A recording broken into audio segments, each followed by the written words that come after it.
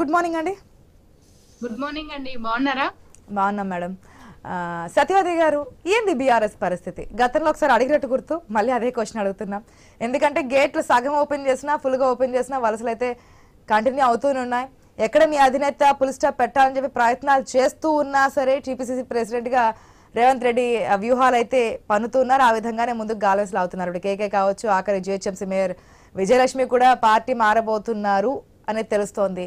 ఇంతకుముందు రామకృష్ణ గారు చెప్పినట్టుగా హరీష్ రావు వెళ్ళబోతున్నారు, కేటీఆర్ వాళ్ళు వచ్చి ఏమో ఏ పార్టీలో ఏం జరుగుతుందో తెలియదు అంటున్నారు.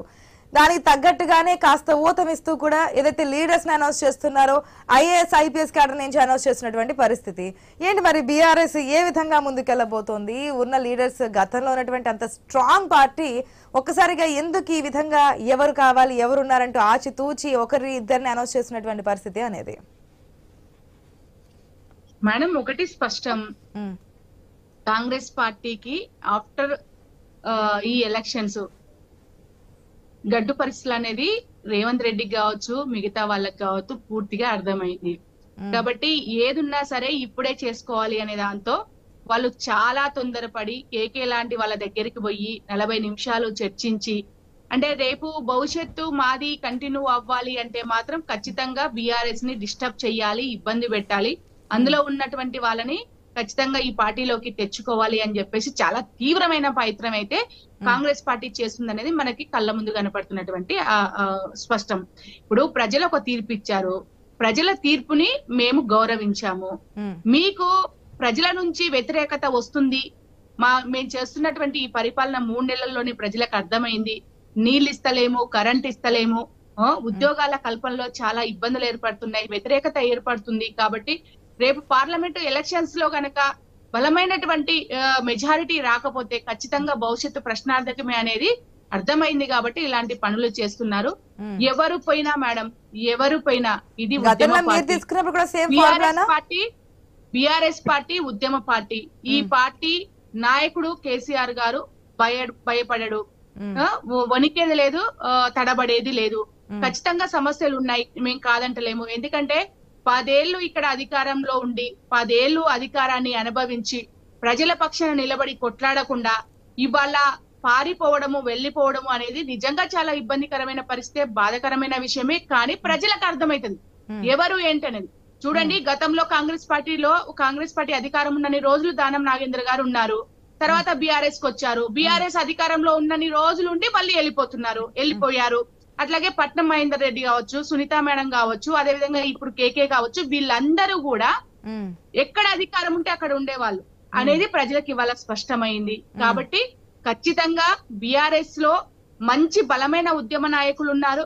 బీఆర్ఎస్ పార్టీ ప్రజల కోసం ఉద్యమ నాయకులు ఎక్కడనే ప్రశ్నే కదా, ఆ ఉద్యమ నాయకులు ఎక్కడ ఉన్నారు? ఎందుకు లేదు మేడం, ఉద్యమ నాయకులు చాలా మంది. చూడండి, ఉస్మానియా యూనివర్సిటీలో ఉన్నటువంటి ఉద్యమకారులందరికీ బీఆర్ఎస్ వరకు ఏదైతే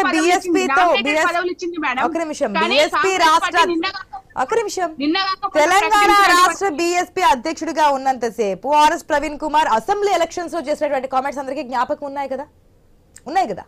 ఏ విధంగా కేసీఆర్ పైన పాలన పైన విమర్శలు చేసినప్పుడు ఇప్పుడు వెంటనే పొత్తు అన్నారు. ఆర్ఎస్ ప్రవీణ్ కుమార్ వెళ్ళడం, ఇంటికి వెళ్ళడం, మాట్లాడడం, పొత్తు అన్నారు. పొత్తులో 2 లోక్సభ స్థానాలు ఇస్తున్నాం, ఒకటి హైదరాబాద్ అన్నారు.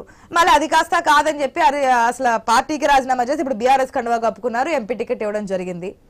సో ఏం జరుగుతుంది? అదే కదా, పార్టీకి రాజీనామా ఎందుకు చేయాల్సి వచ్చింది మేడం చెప్పండి. పార్టీకి రాజీనామా ముందు చేయలేదు ఆర్ఎస్ ప్రవీణ్ గారు. ఫస్ట్ సెంట్రల్ పార్టీ ఎవరైతే ఉన్నారో పొత్తుకు యాక్సెప్టెన్సీ ఇచ్చి తర్వాత బీజేపీ నుంచి ఒత్తిడి వచ్చిన తర్వాత ప్రెస్ మీట్ పెట్టి మీరు ప్రకటించండి అన్నప్పుడు అది చెయ్యలేక, అది సాధ్యం కాక బహుజనులందరూ కూడా ఈ కాంగ్రెస్ పరిపాలనలో మోసపోతున్నారనేది 3 నెలల్లో గ్రహించిన తర్వాత ఇదే బీఆర్ఎస్ గవర్నమెంట్ లో అతను గురుకుల విద్యా విధానాన్ని ఎంత పెద్ద ఎత్తున డెవలప్ చేసిండో కూడా మనందరికీ తెలుసు. కానీ ఆఫ్టర్ బీఆర్ఎస్ కాంగ్రెస్ వచ్చిన తర్వాత అదే గురుకులాలలో చాలా మంది విద్యార్థులు చనిపోతున్నటువంటి పరిస్థితి. విద్యా ప్రశ్నార్థకము, సాగునీరు ప్రశ్నార్థకము, తాగునీరు ప్రశ్నార్థకము, కరెంటు ప్రశ్నార్థకము, ఉద్యోగాలు ప్రశ్నార్థకము, అసలు చేయలేని స్థితిలో కాంగ్రెస్ పార్టీ ఉన్నప్పుడు 10 ఏళ్ల పరిపాలనలో బీఆర్ఎస్ కు సంబంధించి అనేక మంచి ఫలితాలు ఉన్నప్పుడు ఖచ్చితంగా బహుజనవాదాన్ని గెలిపించడానికి, అదే విధంగా ఈ రాష్ట్రం కోసం పాల్పడినటువంటి, ఈ రాష్ట్ర అభివృద్ధి కోసం నిలబడ్డటువంటి, ఈ రాష్ట్ర అభివృద్ధి కోసము, ఈ రాష్ట్రాన్ని సాధించడం కోసం నిలబడ్డటువంటి కేసీఆర్ గారి నాయకత్వంలో నేను హరీష్ రావు పార్టీ మారబోతున్నారంట, వాస్తవమేనా? చెప్పండి, తప్పెట్లాగుంది? అతను వ్యక్తిగతంగా పొలిటికల్ పరంగా బయటికి పోయిన మాట వాస్తవము, బిఎస్పీ లో ఉన్న మాట వాస్తవం. కానీ ఈ రోజు పరిపాలన హరీష్ రావు పార్టీ మారబోతున్నారు అంటున్నారు. ఏం మేడం? హరీష్ రావు పార్టీ మారబోతున్నారు, గతంలో ఒకసారి వచ్చింది ఈ న్యూస్, బాగా వైరల్ అయింది. హరీష్ రావు పార్టీ మారబోతున్నారు ఎందుకంటే సీఎం నెక్స్ట్ పదవి కేటీఆర్ కి ఇస్తా అంటున్నారు కాబట్టి ఇవన్నీ కూడా గతంలో ఒక 1 year బ్యాక్ అనుకుంటే బాగా చూసాము, తర్వాత జరిగిన పరిస్థితులు చూసాం. కానీ ఇప్పుడు పార్టీలు అధికార ప్రతిపక్షాలు మారిన తర్వాత హరీష్ రావు మళ్ళీ పార్టీ చేంజ్ కాబోతున్నారనే వార్తలు బాగా చక్కర్లు కొడుతున్నాయి, వాస్తవం ఏంటి? ఇది వాస్తవం కాదు మేడం. హరీష్ రావు గారు, కేటీఆర్ గారు, కవిత గారు కావచ్చు, అట్లాగే కేసీఆర్ కావచ్చు, కాబట్టి రాష్ట్రాన్ని సాధించి ప్రజలకు స్వపరిపాలన అందించిన వాళ్ళు పార్టీ మారడం ఏంటి? కావాలని కళ్ళబొర్లు కబులు చెప్పడం, బురద చల్లడము ఈ పార్టీలకు అలవాటు. అది వీళ్ళ మీద కూడా చేస్తున్నటువంటి పరిస్థితి. ఆ అవసరం గాని, అంత దిగజారాల్సిన పరిస్థితి గాని ఆ కుటుంబానికి లేదు. ఫస్ట్ అది అర్థం చేసుకోవాలి. అదే విధంగా బీజేపీని ఇక్కడ ఒక్కటే ఆలోచించాల్సింది ఏంటంటే, కాంగ్రెస్ గాని లేకపోతే మిగతా పార్టీలు గాని, ఇవాళ బీజేపీ చాలా సీరియస్ గా తెలంగాణలో ఎస్టాబ్లిష్ అవ్వడానికి చాలా తీవ్రమైనటువంటి ప్రయత్నాలు చేస్తుంది. మత కలహాలను ఖచ్చితంగా సృష్టిస్తది. అదే విధంగా బీజేపీ ఇక్కడ పాగా వేయడం కోసం రాజకీయ పరమైనటువంటి కక్ష సాధింపు చర్యల్లో పార్లమెంటు ఎలక్షన్స్ కన్నా ముందు తీసుకుంటుంది అనంటే దాన్ని ఖచ్చితంగా గ్రహించాల్సిన అవసరం ప్రతి రాజకీయ నాయకుడికి ఉంది.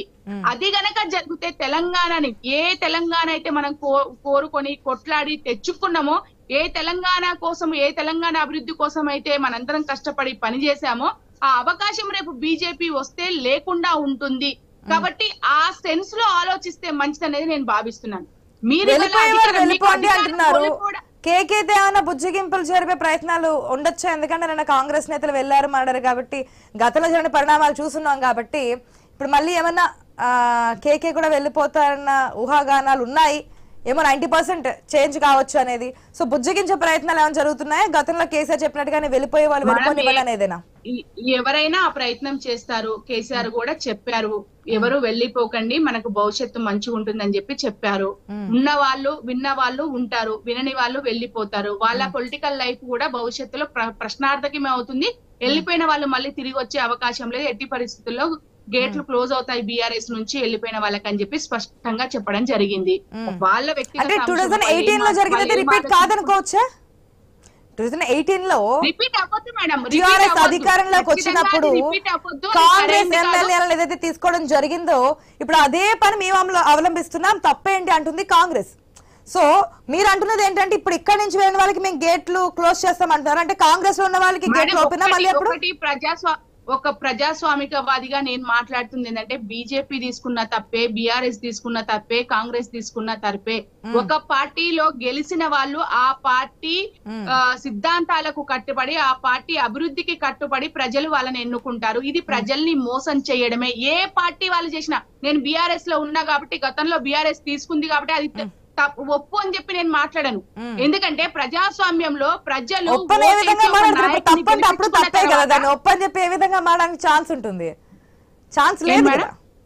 ఇప్పుడు చేస్తున్నది రేవంత్ రెడ్డి చేస్తున్నది తప్పు అనుకున్నప్పుడు గతంలో మీరు చేసిన తప్పే అవుతుంది కానీ ఒప్పవదు కదా.